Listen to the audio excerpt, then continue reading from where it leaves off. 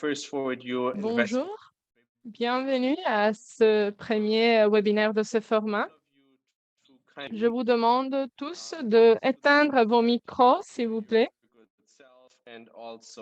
de manière à éviter des bruits pour les autres participants. Et j'aimerais aussi vous souhaiter une très bonne année. J'espère que vous avez bien rechargé vos batteries pendant ces vacances. Aujourd'hui est une nouvelle étape pour nous parce que Forward You a pu regarder une année de succès qu'on va partager ensemble.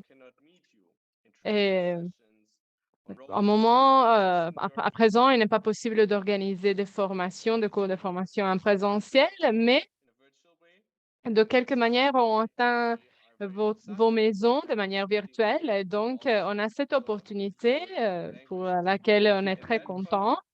Et s'il vous plaît, éteignez vos micros. Vous pouvez aussi suivre le webinaire dans une autre langue. Nous avons français, espagnol, allemand, italien et anglais. Donc, vous pouvez sélectionner la langue de votre préférence par l'icône de la petite planète en bas de l'écran.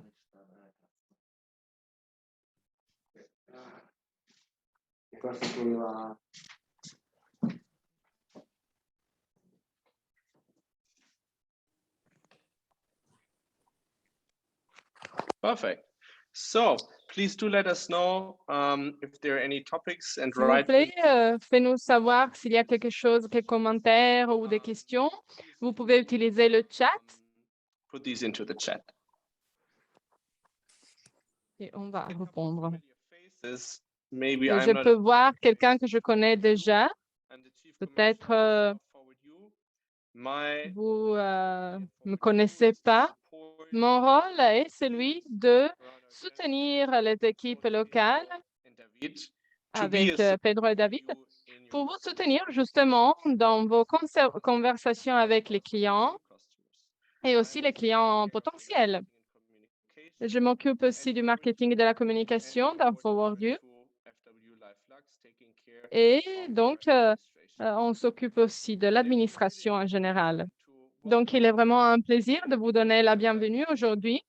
J'aimerais remercier aussi l'équipe de traduction et l'équipe qui a rendu possible ce webinaire pour justement leur coopération parce que il s'agit d'un point vraiment extrêmement important pour partager des informations, des renseignements et aussi pour bâtir un peu de confiance parce que la confiance que vous avez dans nos fonds, dans nos solutions, dans nos produits est décidément la chose la plus importante que nous avons.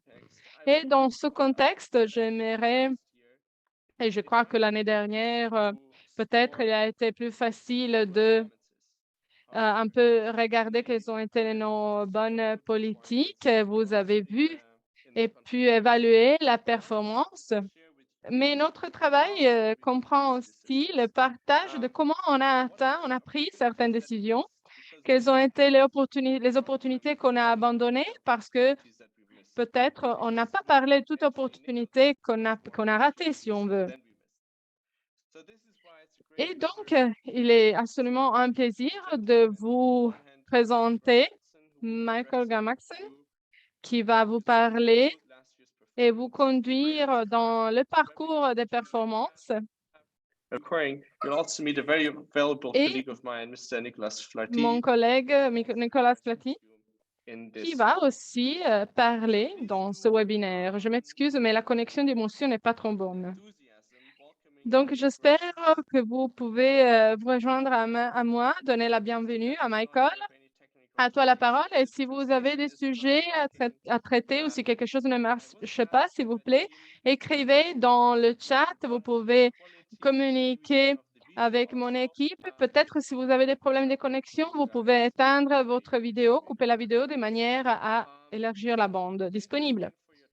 À nouveau, merci pour votre confiance. On espère de pouvoir encore bâtir davantage de confiance ensemble par ce webinaire. Et on se verra très prochainement. Merci à nouveau. Merci. Je prends la parole. Merci à tout le monde pour être là avec nous. On a vraiment de l'enthousiasme. C'est formidable la participation à ce webinaire. Et donc, on aura vraiment d'opportunités. S'il vous plaît, on vous demande à nouveau d'éteindre vos micros si vous n'êtes pas en train de parler, de manière à éviter des bruits de fond. Je suis Michael Graham Madsen de FWU Invest. S'il vous plaît, éteignez vos micros. Je m'excuse, on ne peut pas traduire parce qu'il y a des personnes qui n'ont pas éteint leur micro et donc on attend plusieurs personnes en même temps.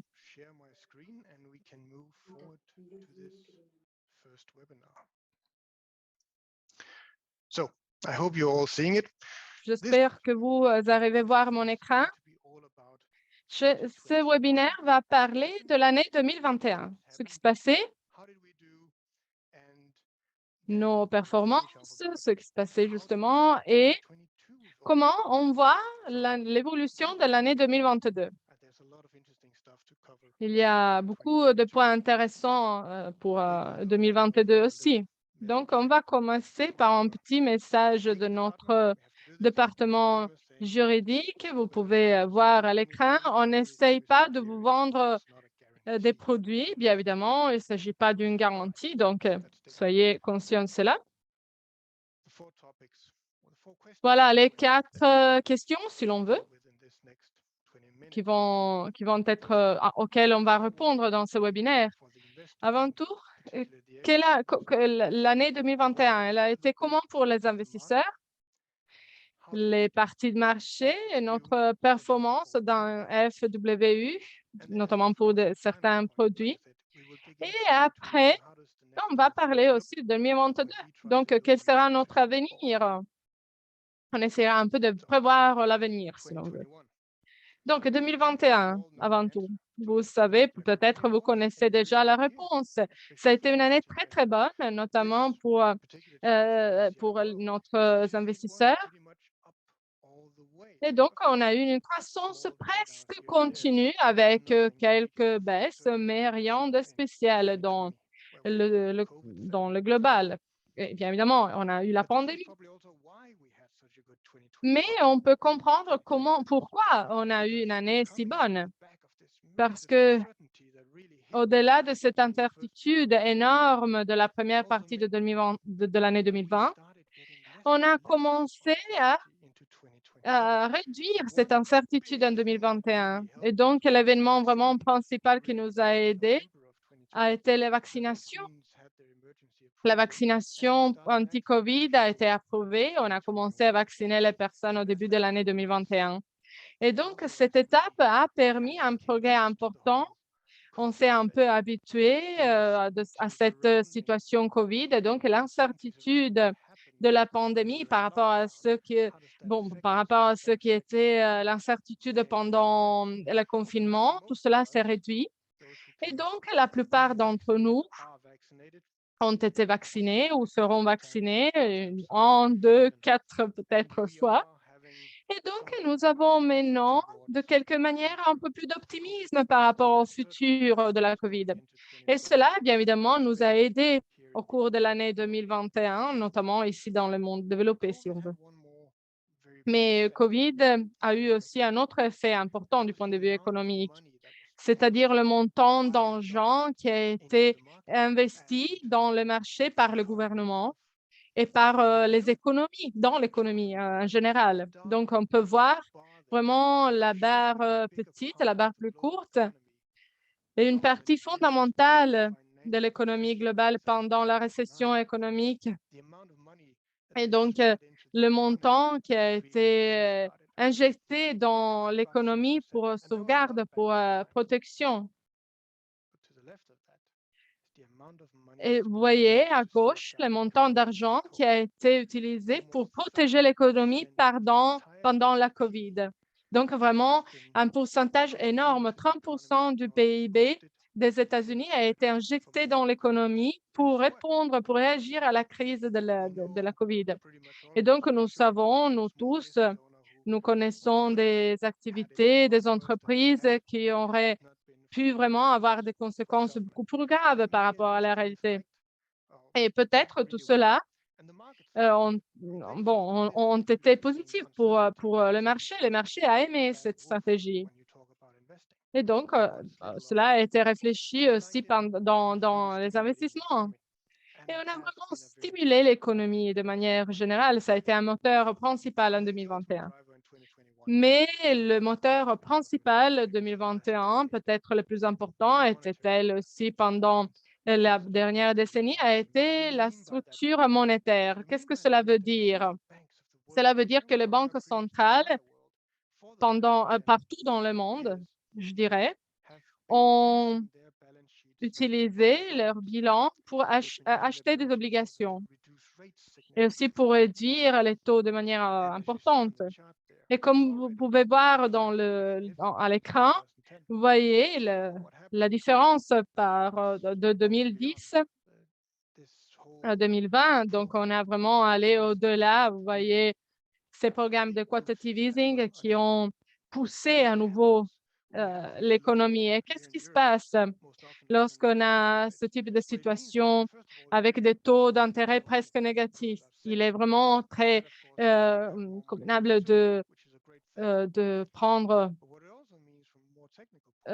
d'emprunter de l'argent et donc on a la possibilité de le faire, de le réinvestir. Mais on ne veut pas nécessairement investir dans les obligations comme on a des taux presque négatifs. Personne n'est intéressé en cela.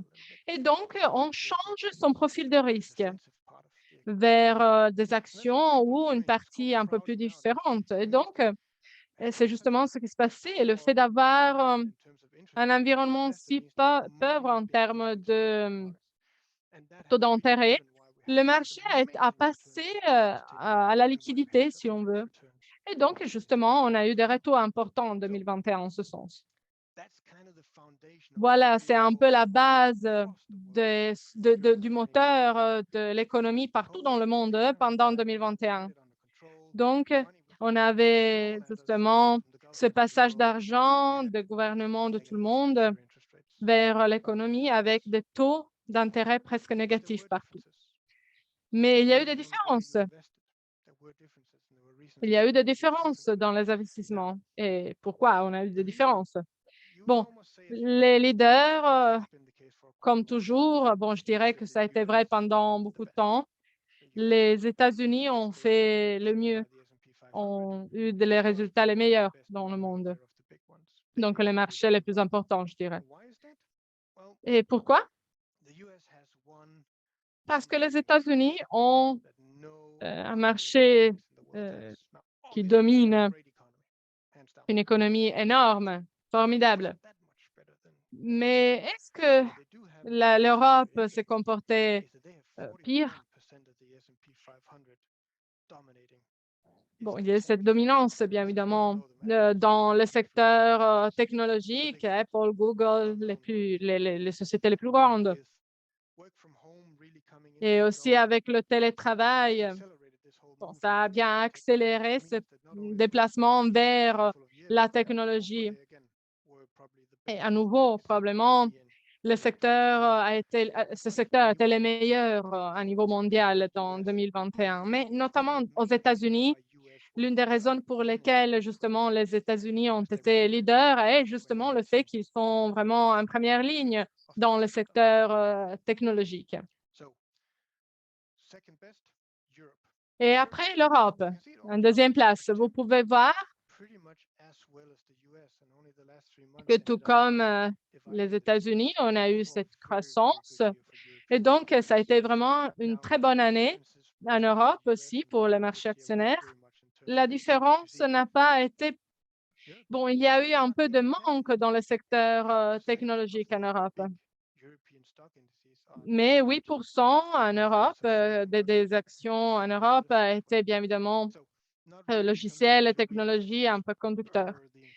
Donc, on a eu cet enthousiasme partout dans le monde, même si nous avons beaucoup des industries qui sont comportées très bien en 2021. Donc, aussi, le marché actionnaire de l'Europe a été très positif. Et quelle a été, par contre, le marché qui n'a pas eu des performances si positives. Les marchés émergents, l'Inde, le Brésil, la Chine, ils ont eu vraiment une année pas trop bonne, je dirais. Tout a baissé. Vous pouvez voir l'écran, ça a été une mauvaise année par rapport aux autres marchés. Pourquoi? Bon, en fait, il y a plusieurs raisons. Avant tout, la COVID. COVID a été vraiment plus frappant dans les marchés émergents par rapport aux marchés développés. Les vaccins ont été très lents. Donc, vous voyez, dans ce côté, il y a eu très peu de personnes qui ont été vaccinées dans les marchés en voie de développement. Donc, une procédure très lente. Et donc, vous pouvez voir justement les résultats à l'écran. Cela veut dire davantage d'incertitude dans ces marchés. Les investisseurs de l'Europe, par exemple, sont moins positifs, donc ils préfèrent ne pas investir dans ces marchés. Et la Chine a continué à se concentrer aussi sur les sociétés technologiques. Et peut-être cela est trop grand pour des systèmes qui sont autocratiques en général. Et on peut penser à Tencent, Alibaba, par exemple, qui sont une partie importante du marché en Chine et qui ont vu une baisse importante en 2021. Et le dollar aussi a été très fort en 2021. Et normalement, dans les marchés en voie de développement, la dette à un dollar est très importante. Et donc, on a dû aussi un peu affronter cette situation de dollar très fort. Donc, ça a été à nouveau difficile pour les marchés émergents. Donc, une très bonne année pour les marchés boursiers en Europe, aux États-Unis. Pas tellement dans les marchés émergents, mais bon, en général, ça a été une année très forte pour les marchés boursiers mondiaux. Et donc, quels sont les produits principaux dans cette année si bonne? Donc, ce que vous voyez est le fonds de contrôle du risque dynamique qui a fait mieux par rapport aux prévisions, mais ça n'était pas le seul fonds. On avait aussi d'autres qui a eu un pourcentage excellent, donc un résultat duquel nous sommes vraiment très orgueilleux.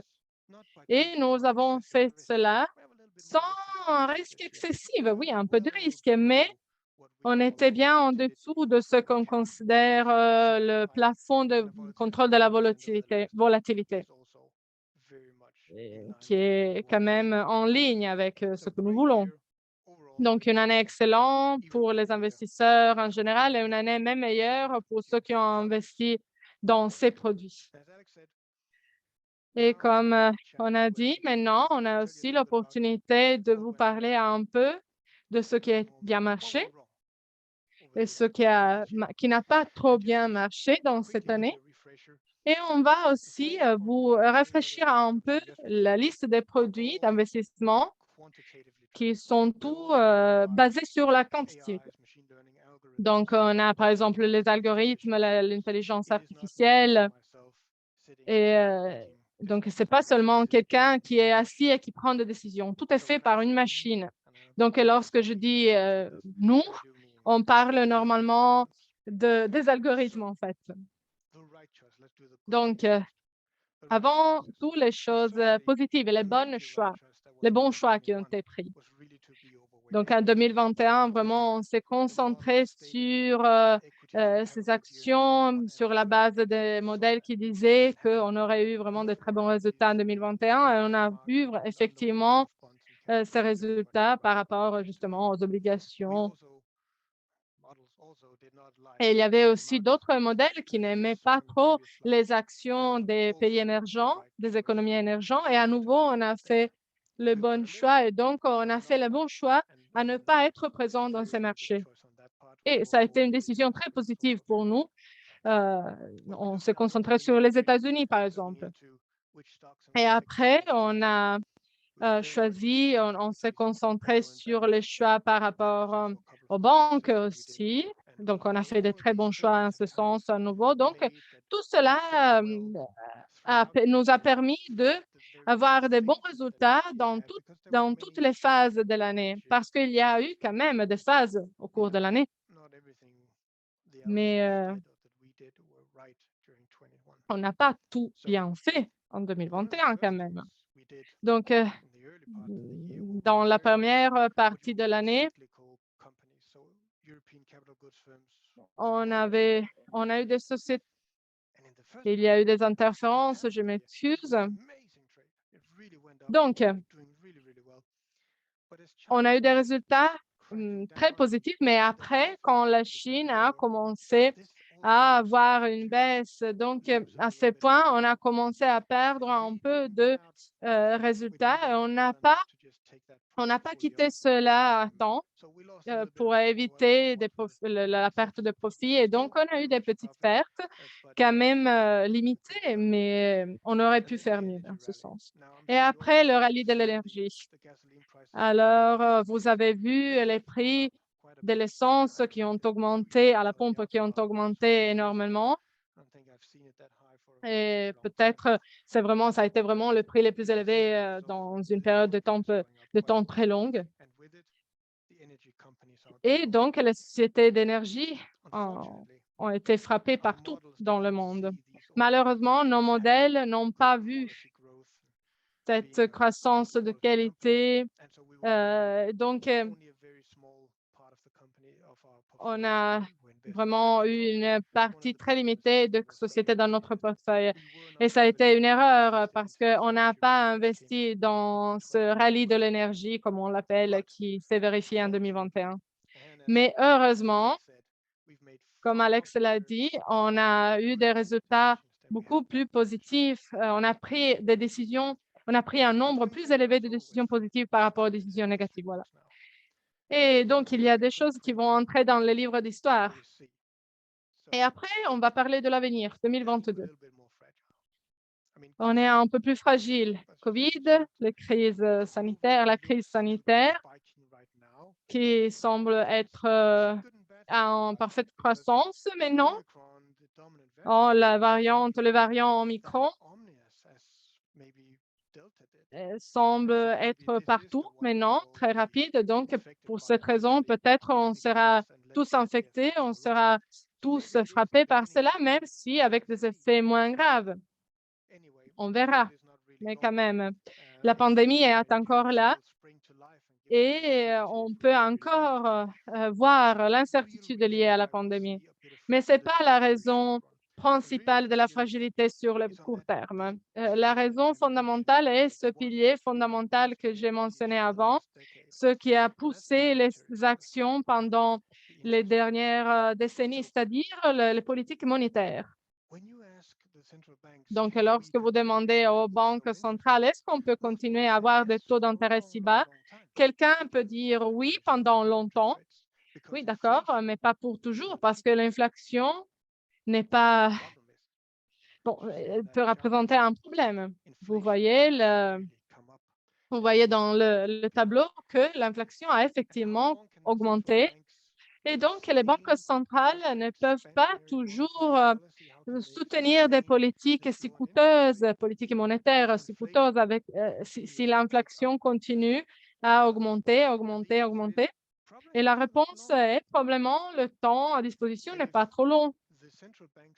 Et si les banques centrales, notamment en Europe et aux États-Unis, doivent reprendre un peu de l'argent qu'ils ont injecté dans les marchés monétaires et peut-être aussi augmenter les taux d'intérêt, bon, on peut voir un peu une situation renversée par rapport à la situation des 10 dernières années où on a eu des situations vraiment très basées sur les actions avec des forces très importantes. On ne sait pas, mais on a le risque que dans le court terme, on aura un peu de fragilité dans les marchés plutôt qu'une volatilité, vraiment une situation de fragilité. Peut-être on verra un peu un passage dans le type d'action leader dans les marchés.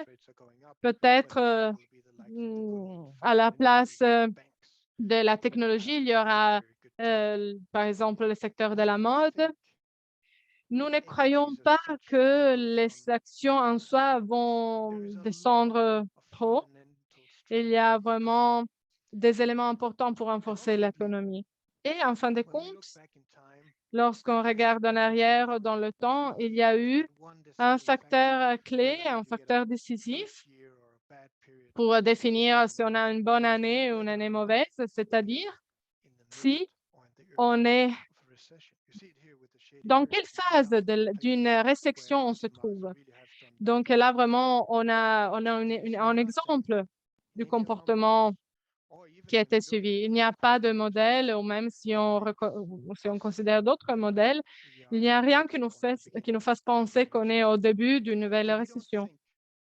Donc, nous ne croyons pas, nous ne pensons pas être au début d'une nouvelle récession, ou même au moins dans le court ou moyen terme.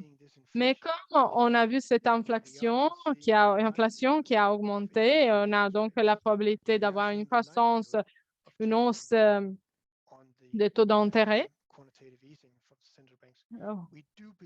Peut-être nous croyons qu'il y a une opportunité plus importante une possibilité plus importante de voir une volatilité plus élevée en 2022. Et peut-être cela pourrait aussi représenter une opportunité. Donc, tout l'argent qui a été qui se trouve dans les marchés comme dette, ça a permis clairement de réaliser des stratégies très utiles. Cela probablement ne va pas changer trop. Bon, au moins, il s'agit vraiment de notre prévision, la prévision plus réaliste. Il y aura davantage de volatilité. Et c'est vraiment l'un des déclencheurs. Cette volatilité et dans ce cas, peut-être pour la première fois, on aura ce dépassement d'autres secteurs sur le secteur technologique. Et donc, nous sommes presque à la fin. Donc, quels sont les messages clés à retenir dans ce premier webinaire? Bon, 2021 a été une année très bonne pour les investissements grâce au vaccin. On a eu cette injection importante d'argent dans les économies.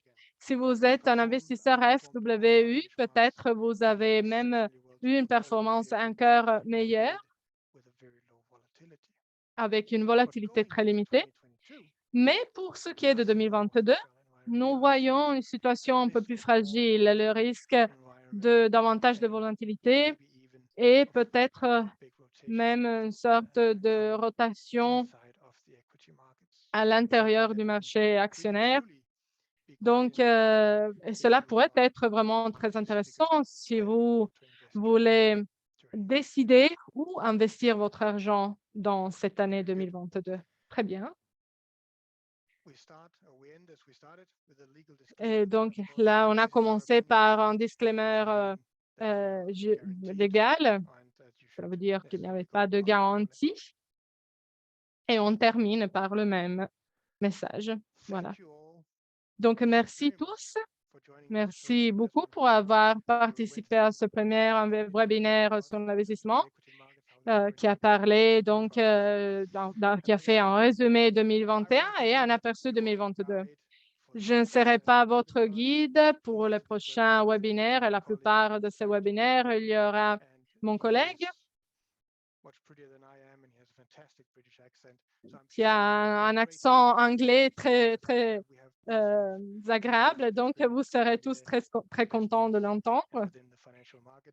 Et il va vous guider dans vos investissements dans le marché. Je vous laisse maintenant et je vous souhaite une très bonne journée. Merci pour avoir participé et m'avoir écouté et j'espère d'arriver vous voir en présentiel la prochaine fois. Merci, au revoir.